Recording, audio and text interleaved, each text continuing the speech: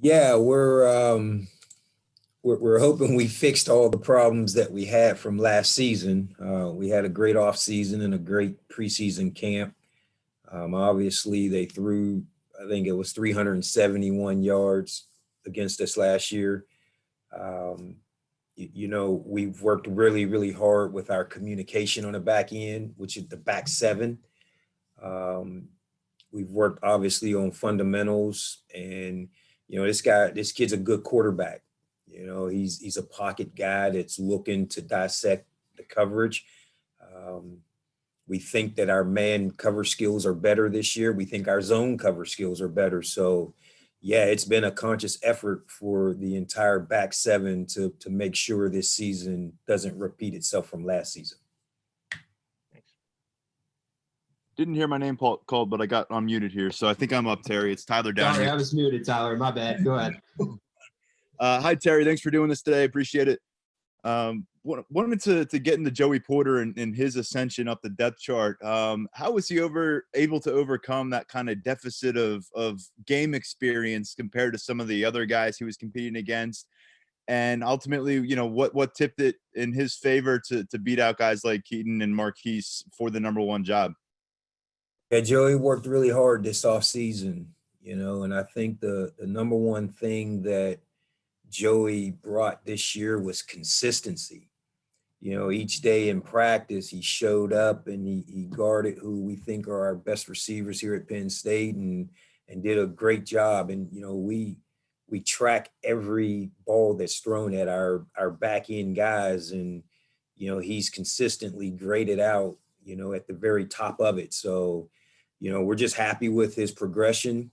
He's still young in the game. But we're excited about him. He brings such length, such athleticism. He can run.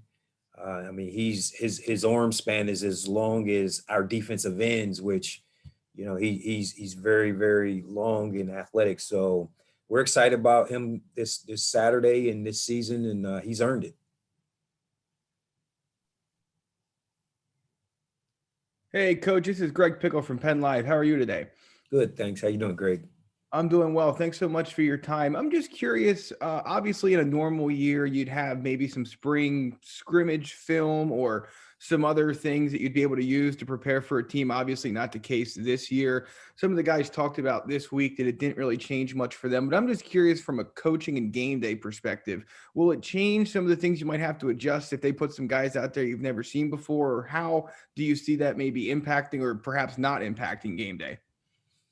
Well, first and foremost, you want to make sure your team is right. So we want to make sure Penn State is fundamentally sound. We want to make sure the things that we want to do well, we want to master those things. And then obviously, when we get to a game plan and get into a game, the first game's always the most difficult one because teams try to correct anything that went wrong the previous year. So they're going to come out and have some different wrinkles. They're going to change some things. And, that's where you got to rely on your base fundamentals and go out and execute. Right now, our goal as a defense is, no mental errors. We can't have a blown coverage. We can't have a miscommunication where a gap is not assigned. So, we're just working on those base fundamentals. And, we feel like if we don't make mistakes, it's tough for us to lose a game. Joe Giuliano, Philadelphia Inquirer. Good morning, Terry. Thanks for your time. I know practices at Penn State are always a competition, no matter who's on offense, who's on defense. But it seems, do you feel that with your young defensive backs, your young cornerbacks, and the young wide receivers, that these practices have been a little more competitive than you've seen? Yeah, everyone's fighting for a job. And it's what have you done for me lately? And those guys are competing. And, like I said, we track, all of the targets at the DBs as well as the offensive side tracks all the balls thrown at their guys and their catch percentages and, who's winning the one-on-one matchups, because essentially that's what football comes down to is a one-on-one matchup. Can this receiver beat this DB or this linebacker to get open? So, whoever's winning the most battles is going to eventually have the most success. So there's a ton of competition. Compete is one of our core values.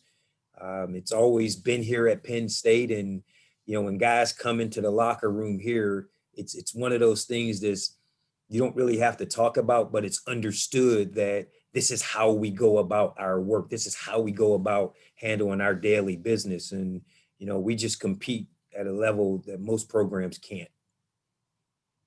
Go to Nubias Wilborn, Pittsburgh Post-Gazette. Coach, when you look at the overall package from from Indiana, their receivers, what have you noticed as you've been breaking them down over the last few days and few weeks really now? Well, obviously their two best receivers, Fillmore and Freifogel. Excuse me if I didn't pronounce them right, but those two guys are dynamic receivers. Wap is the slot. He's a great horizontal runner and vertical runner. He's dangerous with the ball in his hands. They obviously want to get the ball in his hands. And when you're in the slot, you got two-way go. You can cross the field or you can work the outside of the field as well as he can work the field vertically. So he's a tough matchup for us. And then Freifogel is a vertical guy. He's an outside perimeter guy that works the fade and back shoulder. And the back shoulder is the toughest ball to defend in football. And that's something that those guys have mastered. So we know they're going to throw that. We're going to be well prepared for it. And we're going to make these guys earn everything they get. So if they have a great day, they're going to have to be All-Americans on Saturday. Tyler Donahue, Lions 247. Terry, a couple days ago, James told us regarding the red, yellow, green light deal with freshmen. You throw all that out the window with the current circumstances and the pause on the NCAA eligibility clock. What does that do for your coaching staff, and does that open the book a bit for what you might be able to accomplish and digging down that roster, down the depth chart when injuries pop up or performance-related things pop up? And additionally, just tapping into your recruiting coordinator gig, with this whole process and third-year freshmen being a thing next year because of it, how is it going to kind of impact the way you approach personnel decisions? Yeah, well, initially for the season, everyone's eligible to play immediately. Obviously this year it doesn't count as a year toward their eligibility. But with the COVID-19, you have to be prepared. So your third guy on the depth chart or your fourth guy on the depth chart or even your fifth guy on the depth chart has to be prepared, because with the Big Ten policy of 21 days out, if you test positive, that's 3 games. And if there's contact tracing and things like that, you may end up losing a few guys. And now all of a sudden you're on your fourth corner or your fifth corner. Those guys have to be prepared. So, we're not looking to obviously redshirt anyone. We've got to have everyone prepared and ready. And as we move forward, we're going to continue to recruit the way we have been recruiting, bring guys in. And, we don't feel like it's going to directly impact us because we have such a small senior class. So the way the NCAA is saying with the exemption of the scholarships, I don't know if we have 9 or 10 seniors, then we can oversign by 9 or 10 because those guys have the right to come back. Some teams may have 20 seniors and then they can oversign by 20. So, we're just going to recruit the way we've been recruiting, and, competition is always here. So that doesn't really phase the recruits that we're actually recruiting. Greg Pickle, Penn Live.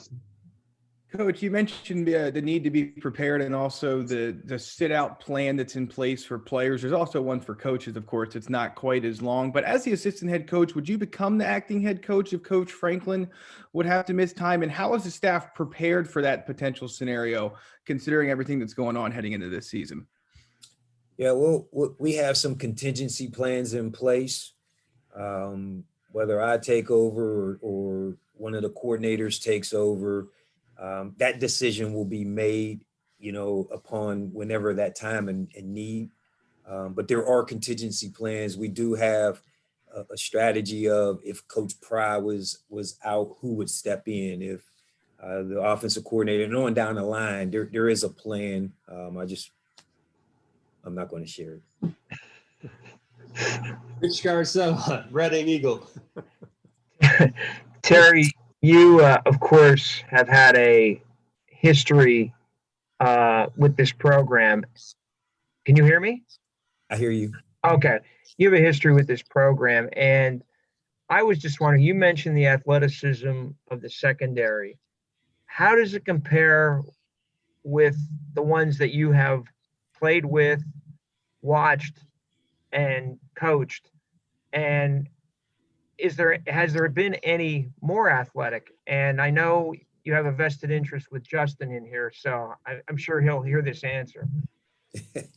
I honestly think as a whole, the back end, both safety spots and corner spots, I think this group has the chance to be the very best.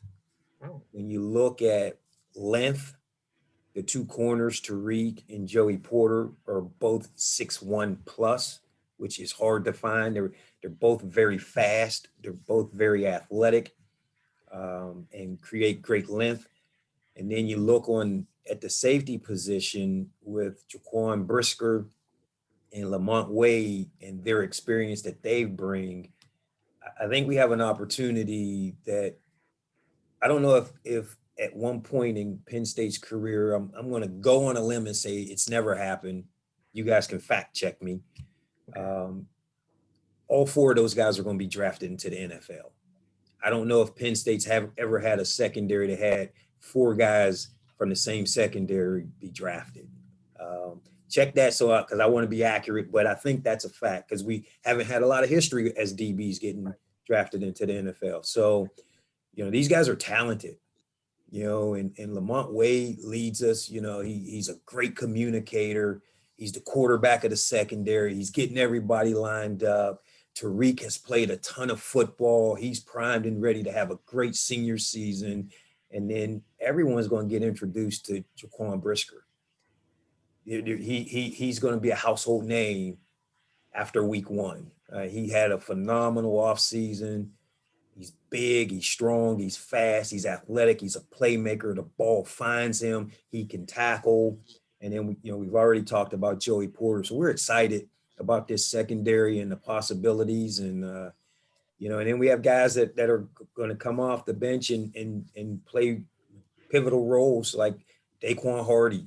He had a great camp. We have Keaton Ellis, who we all know what he did last year, and he has an opportunity to get out there and do some things. And Marquise Wilson, who had a big interception in the bowl game, he's going to contribute. And, we got Jair at the safety spot and Jonathan Sutherland. Those guys are all going to contribute at one point or another. So we're excited that this could be a very good secondary for us, but time will prove it. And, we're just anxious to get out there and see if our hard work is paying off. Dave Eckert. Hi, Terry. How you doing? Very good, thanks. I wanted to ask you about Parker Washington. From your perspective, what kind of challenges is he going to pose to opposing defenses? I love Parker Washington. I mess with him every day, mentally with him. So he's had a great camp. I mean, the kid is the maturity to come in and put himself in a position immediately to impact our team, is a tribute to him and his hard work and his dedication and commitment to our team and to himself. He's shifty, he's quick, he's got great hands, he's strong, he competes, he's very humble, he's tough. And I'm just excited to see him play Saturday against someone else other than us. I think he obviously, as a youngster, he's got a game experience, but I don't see him faltering under the lights, so to speak. I see him as a star just each week rising to the occasion. So we're excited about him. I like the kid a lot, and just looking forward to him contributing. Joe Giuliano, Philadelphia Inquirer. Terry, you mentioned in your first question about the back seven, seeing improvement in the back seven, but 5 of them are new starters. Are you concerned that, playing against another team, at least at the start, will be a little bit of a, kind of a, blending in thing? Once, like you said, once the lights come on, do you think they'll be ready to go? I sure hope so. That's the question that remains. We don't know until we kick off, and that first hit happens, that first play happens, and everything that's led us up to this point, we feel really good and confident about these guys. But time will tell. There's oftentimes guys get out there and the lights get to them. I don't think that's going to happen to our guys, but Saturday at 3:30 or 3:35, whatever time kickoff is, we'll find out. But we'll be prepared. Mentally, we'll be locked in and ready. And then it's just about going out and executing what our game plan is. Time for a few more. Tyler Donahue, Lions 247. Terry, I would expect that Keaton Ellis and Marquise Wilson spent a lot of this year envisioning their name at the top of that depth chart where Joey's is now. How did you inform those guys, the group at large, that Joey had earned the spot opposite of 3 Castro Fields? And how do you keep them maintained knowing they're going to play a lot of football this year for you?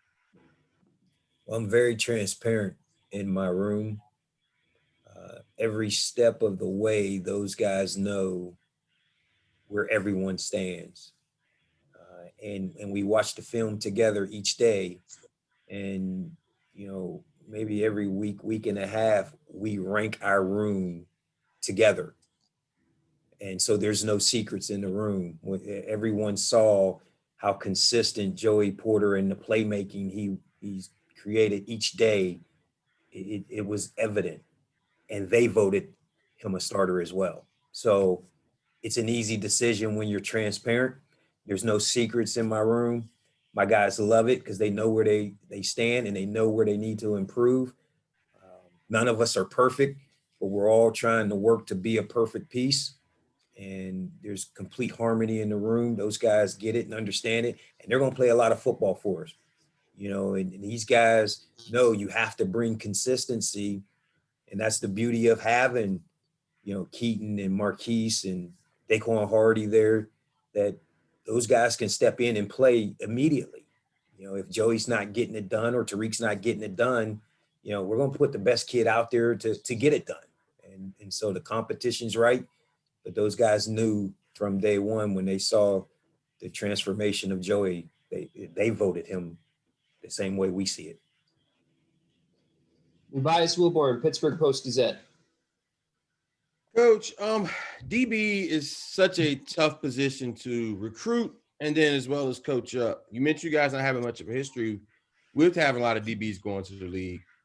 Where's that change, and how do you think that's changed among getting players and then now making it where you're not this linebacker, you're starting to become, another part of it as well? Yeah, so in our 6 years here, we've done a tremendous job, with DB performance and going into the NFL. Right now we have 8 guys on rosters, DBs in the NFL, which is ranks in the top 10 of colleges out there. We have a 9th kid, Jordan Lucas, who opted out of the NFL, but was an active guy, played on the Super Bowl champion Kansas City Chiefs last year. So he would have made the 9th guy.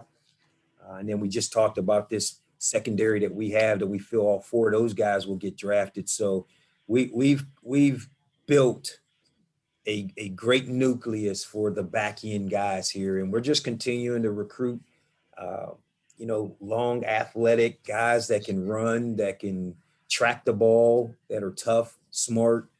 And then just trying to coach them up, trying to mentor them, trying to develop them, and and have them ready for the moment that, when they step out there, much like Marquise stepped out there in the bowl game and has an interception to seal the game.